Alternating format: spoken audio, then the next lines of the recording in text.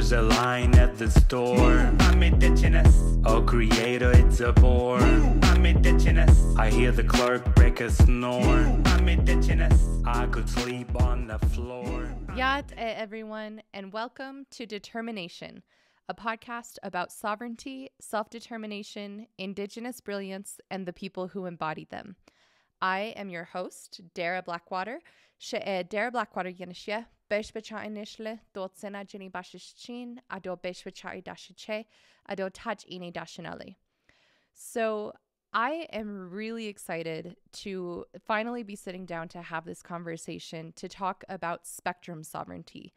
The next couple episodes, we're really going to go through this concept of spectrum sovereignty and talk about why it's important, what it means, and to really just break it down through both my lens and the lens of other people who work in this field.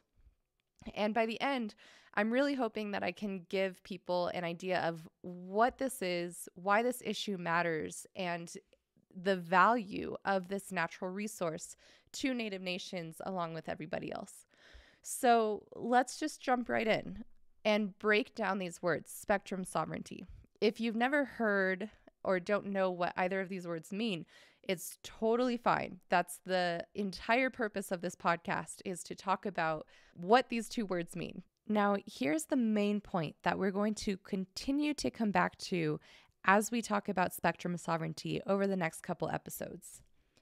Spectrum is a natural resource that Native nations, as sovereigns, have reserved their rights to. One more time. Spectrum is a natural resource that Native nations, as sovereigns, have reserved their rights to. So when we're talking about electromagnetic spectrum, we're talking about a natural resource. We're talking about electromagnetic waves that we can use for many, many purposes. And it's important to note that these electromagnetic waves are not created by any company. They're not created by any person. They're not man-made, and they don't come from anything that's man-made. Specifically, we've learned how to use them with tools and technology in the telecommunications realm, but these waves are naturally occurring on the land. It's not airspace. It's not nothingness. It's something. It's electromagnetic waves that come from the sun, that come from the earth, that come from the celestial bodies around us. So spectrum is interesting. It's kind of like water in the sense that it flows through and over land, and it doesn't necessarily stay in one place. And it's this incredible, amazing phenomenon that happens just on Earth naturally. And that's why I call it a natural resource, because nobody's creating these waves. We're just learning better and better all the time how to harness them and how to use them to our advantage. We can use it for telecommunications, pretty much any wireless connection that you're using, if it's Wi-Fi, if it's your cell phone on a cellular network, if you're listening to the radio, all the way to if you're opening your garage door with a remote control, or using a drone, or operating an RC car. These are all using spectrum. Anything that has a wireless connection is using spectrum. And as technology gets better, we are learning how to do amazing things with these radio waves. And they're very, very valuable. Spectrum has two different types of value. One is monetary value. So spectrum has monetary value because right now, the Federal Communications Commission, which is an agency of the United States government, they sell licenses for companies to use these waves. So let me run that by you again. Essentially, if you can imagine America as a big pizza, the FCC, the Federal Communications Commission, takes a pizza cutter and creates hundreds and hundreds and thousands of these slices. And then they sell off these slices of pizza, sort of like selling land, except what they're doing is creating a license to use this spectrum in these certain areas. One of the best ways that I know how to explain this is by talking about sunlight, because sunlight actually is on the electromagnetic spectrum. It's part of the spectrum. And if we're talking about the way that you can monetize sunlight for economic development, We can think about solar. We have solar panels. That's technology that we've created as humans to be able to benefit from a part of the electromagnetic spectrum. So in this way, solar panels are very much like the antennas that we use to harness electromagnetic spectrum for telecommunications. What the Federal Communications Commission has essentially done is it's like they've put an entire solar panel over all of the tribal lands. And they're taking all of the sunlight from those tribal lands and all the tribal citizens that live on those tribal lands. And they are taking the energy from that sunlight and selling it to a different place off of tribal lands, selling it to Los Angeles, California. And they're keeping the money, putting that money into the U.S. Treasury. So then for those citizens on those tribal lands, not only do they not get to benefit from the sunlight, they don't get to grow crops, they don't get to feel the sunshine on their face, they don't get to charge anything with their own solar panels, they don't get to benefit from the sunlight, but on top of that, they do not get the economic benefit of not being able to use that resource. So they're not feeling the sunlight on their face, but also they're not getting the money that the sunlight is creating in revenue because that money is going somewhere else. So in this analogy, the spectrum that we would be able to use on tribal lands for telecommunications purposes is being sold to third parties, mostly big telecom companies, and that money is going into U.S. Treasury and not to the tribes whose land that spectrum is actually on and flowing through. The first spectrum auction started in 1994, and up to today, the United States government has made about $230 billion off of spectrum auctions. So when I say that spectrum licenses have monetary value, I mean that they make lots and lots of money. And they will become more and more valuable in perpetuity because telecommunications isn't going anywhere. We love our cell phones, we love our Wi-Fi, we love our wireless networks. So we know that telecommunications is here to stay. And that means that spectrum is going to only get more and more valuable. Because think about all the things that you have a wireless connection to, even just in your house. Maybe you use a garage door opener, like I said. Maybe your baby monitor is wireless and you can monitor your baby from anywhere. Maybe you use Alexa. That's a wireless thing. That's a wireless connection. Maybe your blender can be operated from your phone and your lights can be dimmed from your phone. These all use spectrum. We call that mostly the Internet of Things. And maybe you've heard about like 5G networks. That just means that we're using a different kind of spectrum and we're using a lot of it to make things go really, really fast. So all of this spectrum that we're using is purchased by telecommunications companies or whoever is operating that network, and they're using it to operate these networks to bring us these services. So spectrum has monetary value, extremely valuable. 2, spectrum has value in the quality of life that people who benefit from it can have. And let me explain that a different way. We use wireless connections and the internet for so many things today. And some of those things you could argue are not necessary.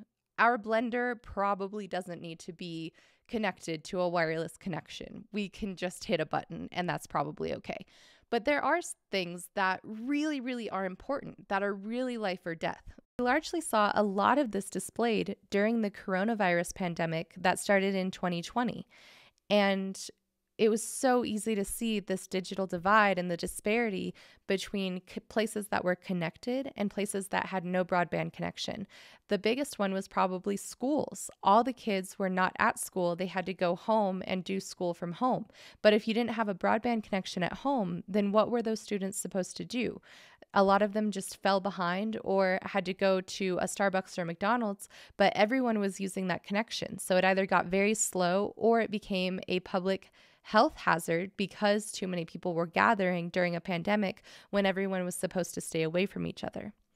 Telehealth is a very similar way where if you have telehealth, you don't have to go into a clinic to have your symptoms diagnosed and even to get a prescription that you can go pick up without contact. So we saw during the coronavirus pandemic that telehealth was so important. And even every day when there's not a pandemic, people who have disabilities and have a hard time leaving their home, or even people who don't have the economic viability to leave their homes, if gas prices are through the roof as they are now, it means that telehealth becomes something that's extremely valuable to be able to get either life-saving advice at home or to not have to leave home to get something routine. Business became a huge thing too. So many people started businesses during the pandemic. And if you don't have a broadband connection at home, it's not an option to put things up on Etsy or to process orders that are coming in online if you don't have that connection. So Spectrum has a value in the quality of life that it can offer somebody who has that connection. And as we talk more about sovereignty and self-determination, you'll see that health, education, welfare, public safety, these are all ideas that are really, really important to self-governance, self-determination, and the sovereignty of a native nation. So those are the two types of value that Spectrum has: monetary value in auctions to actually sell the licenses and make money for a government, and two, the quality of life of the citizens that the spectrum in that area may benefit. So when we're talking about native nations and this concept of sovereignty and self-determination, everything that this podcast has been about from the beginning, sovereignty is this idea that native nations have been governing themselves and determining how they want to live their lives for thousands and thousands of years on this very soil. So before Europeans ever became settlers in this area, on this continent, native nations had been here for thousands and thousands of years, governing themselves and living however they wanted to live. So this is inherent sovereignty. This means that those governments and those nations, of which there are hundreds and hundreds, right now in America today, there are 574 native nations that the federal American government recognizes as nations. There are even more that are not recognized. Maybe they're seeking recognition, maybe they're not. Maybe they're state recognized. Maybe they're not even seeking recognition because they just know that they're inherent sovereigns. So there are hundreds and hundreds of sovereigns within America, which is also a sovereign because they have a constitution and they have, declared that they are a country. So America is the newest sovereign in this area, if that makes sense. So we have been sovereigns as native nations. We've been sovereigns for thousands and thousands of years. So when we're talking about spectrum sovereignty, it means having the control to determine what we want to do with our natural resources. And this is not a new concept. We have sovereignty over our lands. We have sovereignty over our natural resources that we already have: oil, gas, coal, water. These are all natural resources that tribes manage, that tribes, their governments decide how they want it used and how they want it to flow through their land, or how they want to use it for economic development or for their people. These are not concepts that are foreign to the way that America works right now, because we have, as I said, these 574 nations that are all developing their economies, and they have the benefits of being recognized as sovereigns by the US government and vice versa. That brings us to this discussion around the digital divide. Maybe this is something that you've heard. It became a buzzword through the pandemic, because the digital divide is essentially talking about the divide that is largely between urban America and rural America. And that means that we've focused so much on connecting cities and urban areas where a lot of people live, where there's a high population density. And we haven't so much as a country focused on connecting places with lower population densities that we call rural areas. So if you go out into the country, or if you're driving through a place where not a lot of people live, we don't really have a great cell phone connection. Maybe you're on the phone and your cell phone is dropping when you're driving through rural areas. Maybe you live in a place where there's just not any cell phone service or internet connection at all because it's so far away from a city that they haven't invested in the infrastructure to bring you a good broadband connection. This still happens in a lot of America. And Most of those unconnected areas are on tribal lands. So let me throw a stat at you here. 35% of homes on tribal lands are not connected to a broadband internet connection. And that's compared to about 7% of homes in America as a whole. So there's a higher concentration of homes on tribal lands that don't enjoy an internet connection. And if they don't have internet, that means they don't have all these things that we've already been talking about. You can't make this podcast and send it out into the world if you don't have Wi-Fi, don't have a broadband connection at your home. And so 35% of homes on tribal lands don't enjoy that broadband access. And that's a huge problem. And we call that problem the digital divide. These concepts of sovereignty, self-determination, and self-governance are really, really important when we're talking about Indigenous peoples anywhere, but here specifically in the United States, because it's something that we as Indigenous people have had to fight tooth and nail to affirm over and over again in the courts and in American politics, because that sovereignty and self-determination through genocide was almost taken away from us. That's what the United States originally wanted to do, was take away our sovereignty and self-determination by taking away our children, by totally wiping out our food sources, and by trying to commit genocide upon us as peoples, doing mass slaughters, marching us off of our lands.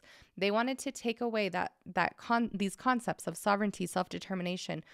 And so as Indigenous peoples, a lot of our healing and reclamation, and in my opinion, a lot of the reparations that will happen between the United States and Native nations come down to these concepts of sovereignty, self-determination, us being able to choose how we want to live, reclaiming our land, reclaiming the water, and healing the relationships that we have with all of them, including with the United States.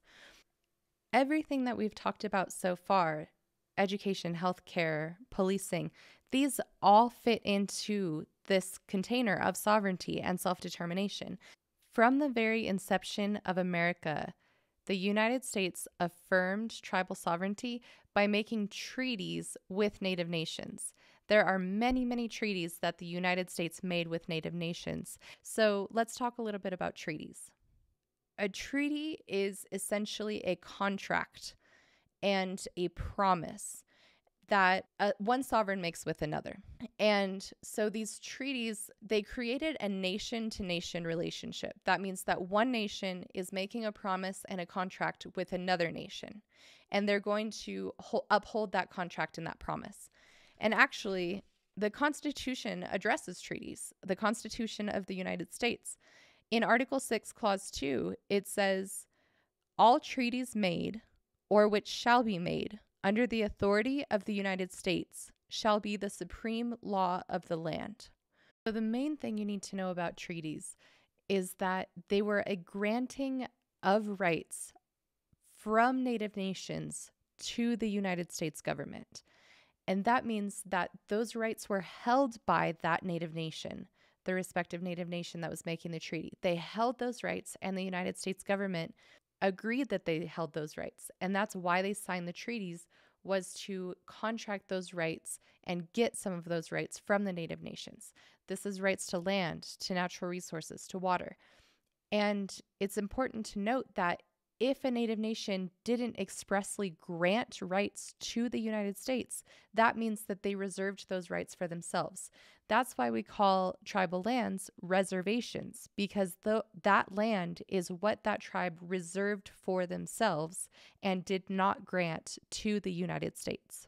So even though that all sounds great, and it's true that that Native nations were granting the land to the United States, it also is really complicated, and we weren't really in a great position to negotiate when a lot of these treaties were signed.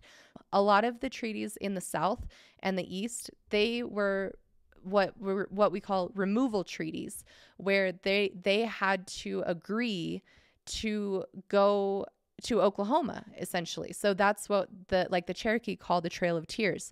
They signed a treaty that said, okay, you get to live and you have this land forever in Oklahoma, but you have to leave because we as settlers, European settlers, have to, we want to live here, so you have to leave somewhere else.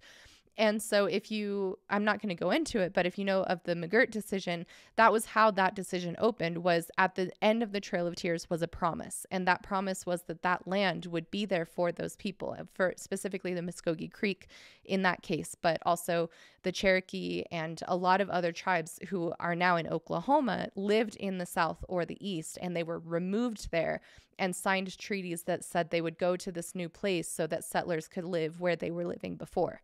And it was essentially, if you want to live, you'll move. And if you want to die, you'll stay. So if you want to live, sign this treaty and you get land. And if you don't want to live, then stay here and don't sign the treaty. So we didn't have a lot of negotiating power for these treaties.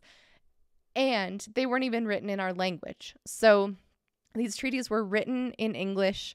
A lot of tribes did this sort of business orally. Tribal leaders didn't understand English. And so with these treaties, if somebody handed you a contract in Chinese and you don't speak Chinese and they said, sign this or I'm going to kill you, you're probably going to sign the contract and deal with the repercussions later. So that's essentially the position a lot of tribal leadership was in when they signed these treaties. And right now, what we're really trying to do as Native peoples is say, okay, we have these treaties. We understand that we didn't have the best negotiating power, but we want these treaties to be upheld. And that's a lot of work that Indigenous activists are doing now, is saying, we have these treaties. This is a contract with the United States government in our nation-to-nation relationship. We want these treaties upheld. So I wrote down some of the things that were in treaties that really haven't been upheld very well at all. One was that treaties were supposed to allow for undisturbed occupation of Native nations' land, but the U.S. kept shrinking the land. If you look at even take the Ute people, what the Ute people bargained for, which was about a third of Colorado, the state of Colorado, to what they have now, which is a tiny, tiny little reservation just outside of Durango. It's insane thinking about what they signed a treaty for and then what it was diminished to today. So the U.S. kept shrinking lands even after they made these bargains, they would find something valuable on the land and they would shrink it and shrink it. So they kept shrinking the land. They kept moving people, forcing them into a sedentary agricultural lifestyle. And this was, as you might have seen the picture of buffalo just being killed by the millions. There used to be millions and millions of buffalo roaming in this area. And a lot of tribes were nomadic, which meant that they followed the good weather and they followed the buffalo. And they had summer homes and winter homes. And essentially when European settlers came through, they just they wanted all that land, and they didn't want Native people to be able to roam through these areas anymore. So they said, you're going to stay here on this reservation and you're going to grow things and you're going to live how we tell you to live. And that is the opposite of self-determination. So when we're talking about self-determination, we're talking about taking back a lot of these practices. So before, I've talked to Elizabeth Azuz about, she's with the Yurok tribe and she's a firelighter. So one of the practices that we've had is lighting fires, hunting, fishing. The way that treaties say that is hunting and fishing in the usual and accustomed places. So that means that we get to go and hunt and fish in places, even if it's government property now, even if it's private property now, we still get to go to those places and hunt and fish because that's what we've been doing for thousands of years. So that hasn't really been upheld in a lot of cases. Secondly, treaties call for education for tribal citizens. But what the U.S. did was they set up religious boarding schools whose leaders molested, abused, and killed our children. And that's not the kind of education that we were bargaining for when we made those treaties. Treaties call for health care for our people. And what the United States did in this case was they set up Indian health services, which used to sterilize Native women without their consent. And it offers too often inferior health care where this is true. The U.S. spends more on a federal prisoner's health than on a Native citizen's health each year. And I'm not saying that prisoners don't deserve good health care by any means, but I am saying that when you look at the budget and the priorities of the federal government, that puts Native citizens really, really low on the list. And so even in the cases where our ancestors rather bargained in these treaties for these good things, for education, for land, for healthcare, it still is not being upheld. I mean, when you think about all the land that Native people gave up and all the natural resources that Native people gave up just to live, and all they asked for was education and healthcare and to be undisturbed on the lands where they are living. And then you think about the inferior healthcare, the inferior education, and what the government has allowed industry to do on our lands and to our lands and through our lands. It's really, really, really crazy. So I hope that gives you an idea of what treaties are, what kinds of rights fall under treaties. So that brings us back to this idea that spectrum is a natural resource encompassed in our treaties. So now you have a bit of an idea of what spectrum is, electromagnetic spectrum, which it's a natural resource that allows us to use telecommunications. It's the frequencies and the airwaves that are on the land naturally. And you have an idea of what treaties are, these promises, these contracts that Native nations made with the United States government. And as it said in the Constitution, treaties are the supreme law of the land. So I want to talk briefly about two really important cases, Supreme Court cases in the federal U.S. Supreme Court, where the U.S. Supreme Court interpreted treaties to clarify exactly how they should be read, how they should be interpreted, and what was meant by certain treaties. And the first case that we're going to look at is a case called Winans. And this case was a case from 1905, as I said, the Supreme Court. And essentially the case held that the Treaty of Yakima, which was negotiated and signed in 1885, as well as treaties similar to it, protect the Indians' rights to fishing, hunting, and other privileges.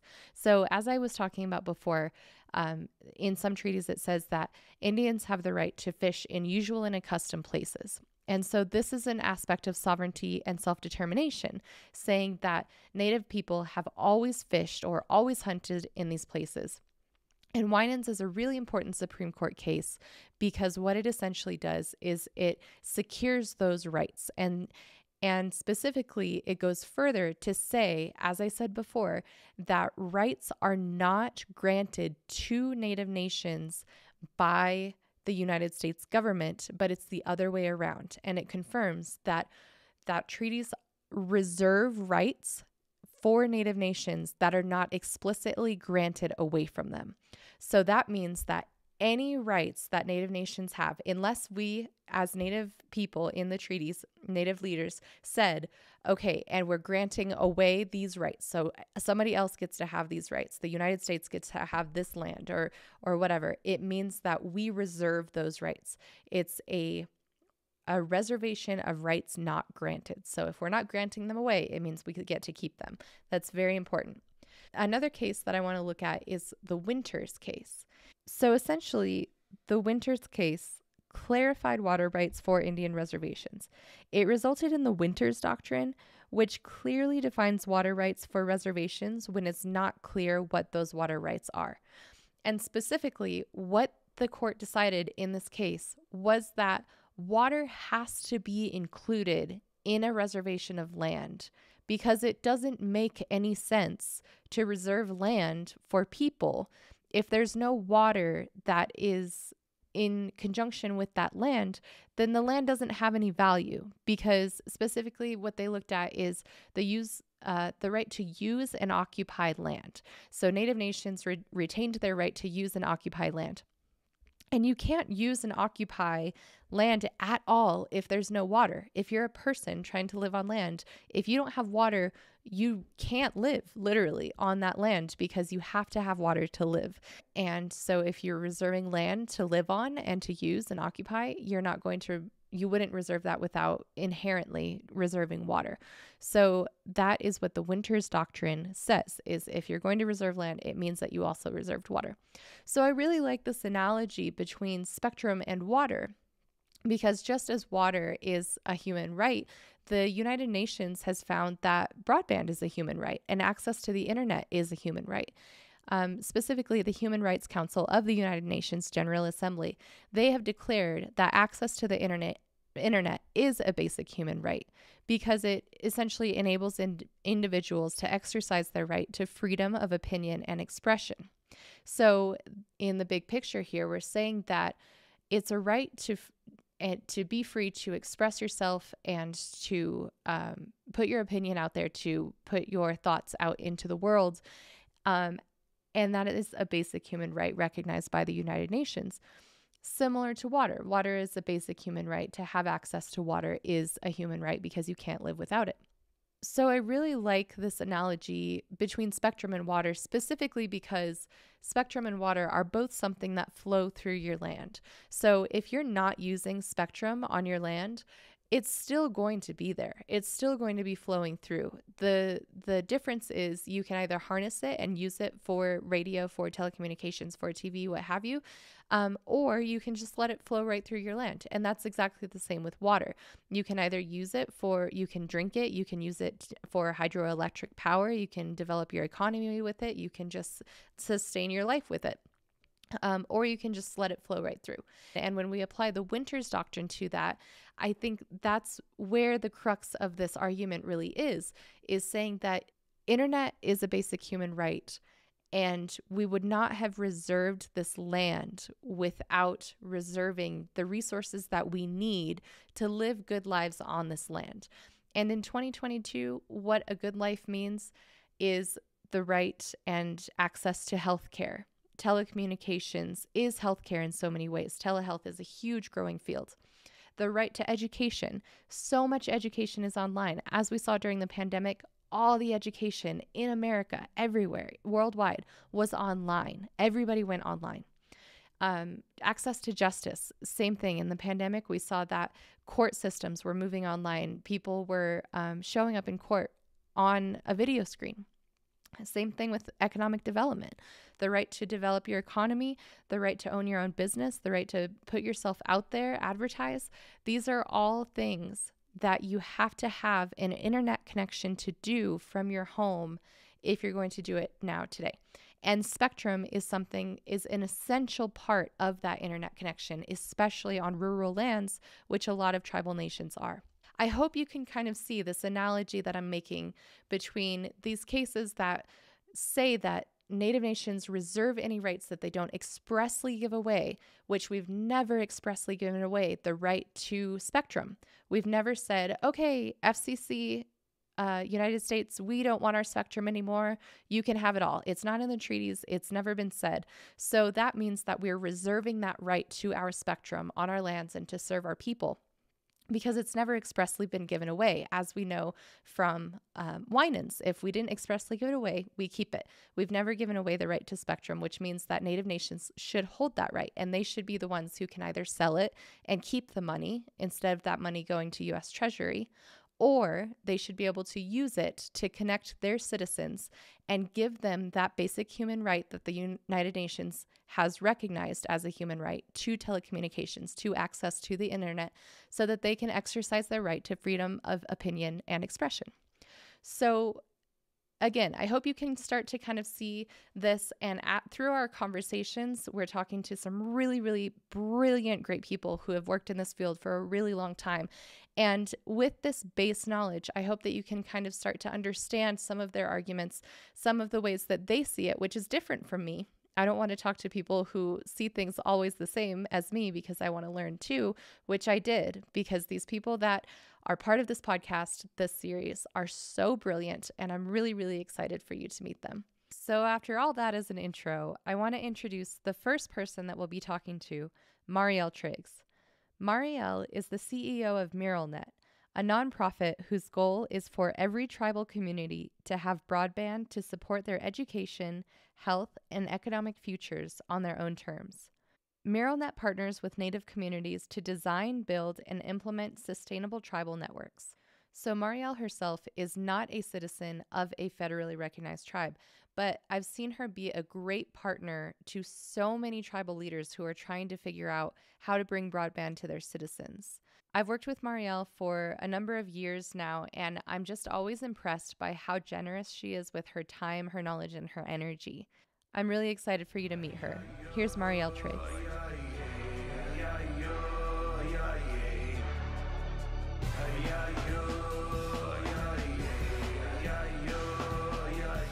Hello, my name's Mariel Triggs. I run a nonprofit MuralNet, and we've been working with tribes since 2017 in order to control, build, design their internet access future. That started off with private LTE, build your own networks back in 2017 to get control of your spectrum. And now it's all about trying to coordinate with all the federal and state funding opportunities in order to build infrastructure that'll last you the next 50 years. Cool. So we're going to jump right in, and I'm not going to give you any easy questions. I'm going to ask you directly, why is it important for tribes to control their own spectrum? Controlling your spectrum is important because spectrum's basically the way any sort of wireless communications happen. And what you want are those frequencies so that you can decide who gets to broadcast over your land in order to make sure you can broadcast over your own land as you need. And in order to honestly choose the partners and the partnerships and the contracts and the economics of how telecommunications happens on your tribal lands. Because you don't want to have to ask anyone else whether or not you can broadcast, whether it's internet, whether it's radio, whether it's fire, safety, police, anything of that sort of thing. You want other people to be asking you. So I could ask you, why do you want to control your water rights? Or why do you want to control your land use rights? And it goes to being able to regulate yourselves, being able to manage it so that it's not mismanaged. It goes to being able to hold the reins when it comes to telecommunications over your lands. It's a resource like many other things. And while it is renewable, it is limited in the sense that you can have interference with other folks around you.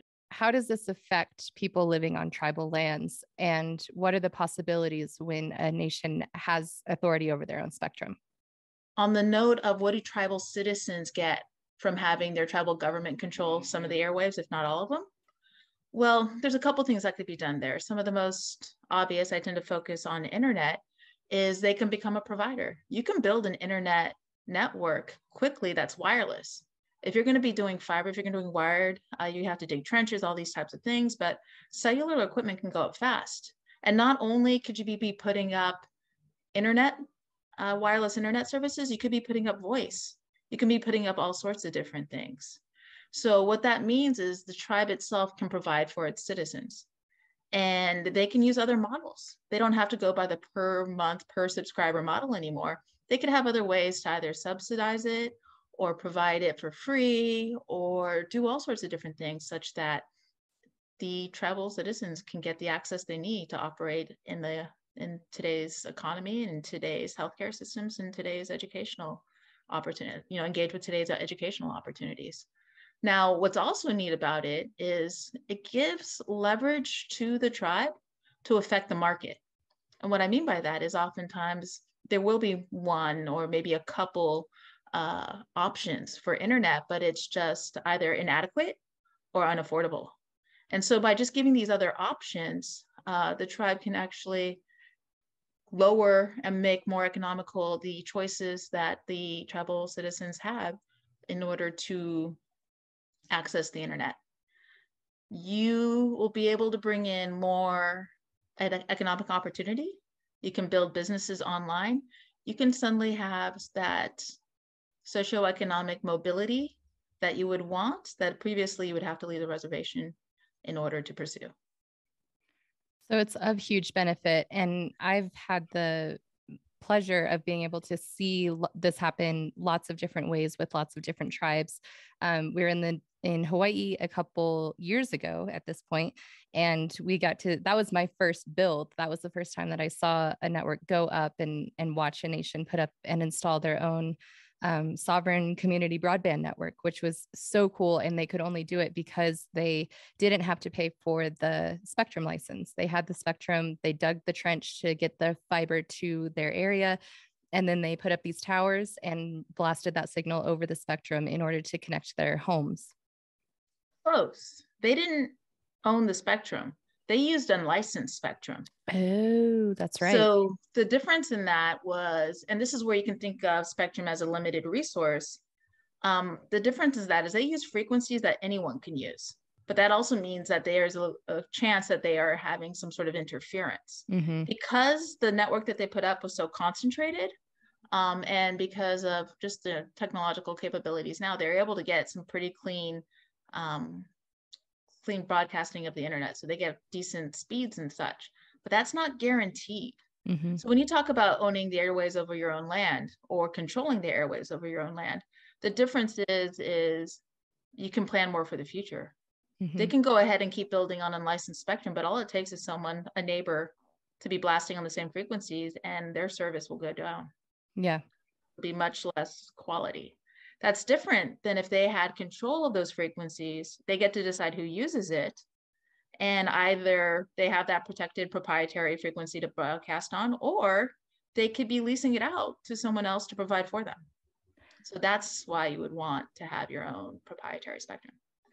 So I have a couple more questions and then I'll let you go. One is, you just called spectrum a limited resource. Would you consider it a natural resource?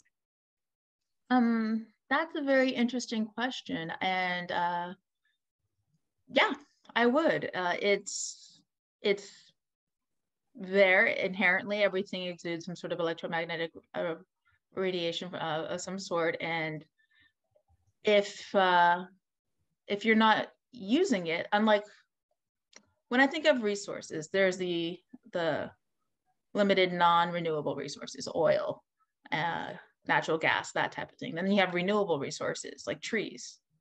And what's interesting about spectrum is, I guess it technically could fit under a renewable resource, natural resource, but it's actually even more robust than that, because if you're not using it, you're losing it.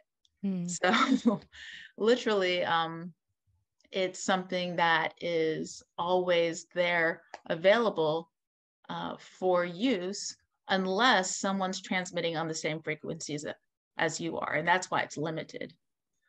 I learned a while ago that there's capital T truth. And as an engineer, that's what I was used to following, physics.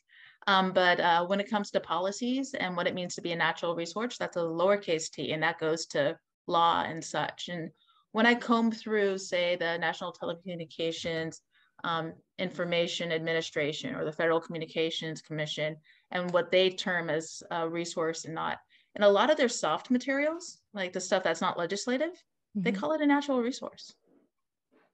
But when it comes to the law, I don't think I've seen it there yet. And I'd be very interested to see what happens in that realm in the next 20, 30 years. Same. I think so too. So speaking of laws and policies around spectrum, when I present this idea that I have, that we shared to an extent of, framing spectrum as a natural resource, and in my view, framing it therefore as a treaty right for Native nations, people, even when they get it, there's still pushback of, but how would you regulate that? And some of it, I think, is a little bit like, we've talked about how I've been in DC and said what I do. I work with tribes and telecommunications, and people have asked me to my face, what are Indians going to do with the internet? And I think that it's a little bit of the same question sometimes of, well, what are Indians going to do with spectrum? How would tribes use spectrum? How would they even manage it? Do they have the capacity to manage it? And you have a very much inside view of tribes that have been managing their own spectrum. You've seen this all across the nation, the American nation. And so I'm curious, just a little bit for you to share a little bit of your perspective of what you've seen as far as tribal spectrum management, and what you think the barriers are of actually recognizing sovereignty, tribal sovereignty over spectrum. And, we see all the benefits, but how could this actually work in your mind? Tribal sovereignty over spectrum, my mind is limited. That's one of the things that just blows me away when I see how Native Americans are regulating, or the tribal governments and the nations are regulating internet in general over their lands. Because it could be wired, it could be wireless. And the question is, what policies actually apply? Wireless spectrum, technically nobody owns it still. technically, what you have is that you have two organizations, one for federal at the NTIA and one for other uses, the FCC, who regulate the use of it, but not the ownership of it. And that's still the case over tribal lands. In the recent tribal priority window for the 2.5 gigahertz spectrum, it was interesting where tribes had the right to claim licenses over their lands if they weren't already licensed out. But it wasn't an issue of sovereignty because it had to be rural lands, and that shouldn't be a sovereign issue. And there's still ice skating around what that all means. When it comes, though, to regulations in general over, say, what vendors can be putting up towers or how high, and what do they have to do in order to broadcast, 574 federally recognized nations plus other nations that their sovereignty isn't recognized. I've seen so many different types of regulatory structures. When it comes to regulating your own spectrum, I don't think anyone has the right to do that yet unless it's a license that they have. When it comes to regulating internet subsidies and that and telecommunications on their lands, I've seen a lot of amazing things happen there. I've been impressed with how wily people have been, but really there's a lot of stuff to be done in the courts to really establish that kind of precedent. So you think that Native Nation and specifically their governments are up to the challenge of regulating spectrum for themselves? Oh, by far. I mean, they regulate much more complicated stuff. I'm not, in fact, I think we'll learn a lot. You got to remember that you have over 500 nations, so that's going to be 500 different experiments and types of governance. You're going to get some super creative stuff. It's going to be more niche and able to serve their people much more accurately than what the federal government tries to do. I mean, the federal government has a nearly impossible task. Come up with a set of rules that works for everybody. Good luck with that. Right. But then if I'm, a small rancheria in California trying to serve my people, or a large land-based tribe in Montana, I'm going to be able to make things more specific to meet the needs of my people, my geography, and my economic situation.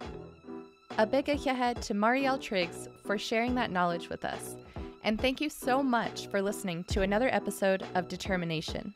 Determi-Nation is produced by me, Darrah Blackwater. Ahead to the Shuttleworth Foundation for the funding to make this podcast possible. The intro and outro music is Move, I'm Indigenous by Aqualu Berthelsen. Ahead to you all for listening, and I'll see you next time. I'm your host, Darrah Blackwater. Hagonet. There's a line at the store. I'm Indigenous. Oh, creator, it's a bore. I'm Indigenous. I hear the clerk break a snore. I'm Indigenous. I could sleep on the floor. I'm Indigenous. I hear your whispers behind my back, looking at me like I'm a snack. I'm Indigenous. I won't steal your stuff, stay away. Stealing continents that your way. I'm Indigenous. The police on native lands. I'm Indigenous. Natives go take a stand. I'm Indigenous. Make a fist, raise your hand. I'm Indigenous. Like a fire, make demands. I'm Indigenous. Ay, ay, yo, ay, ay, ay, ay, yo.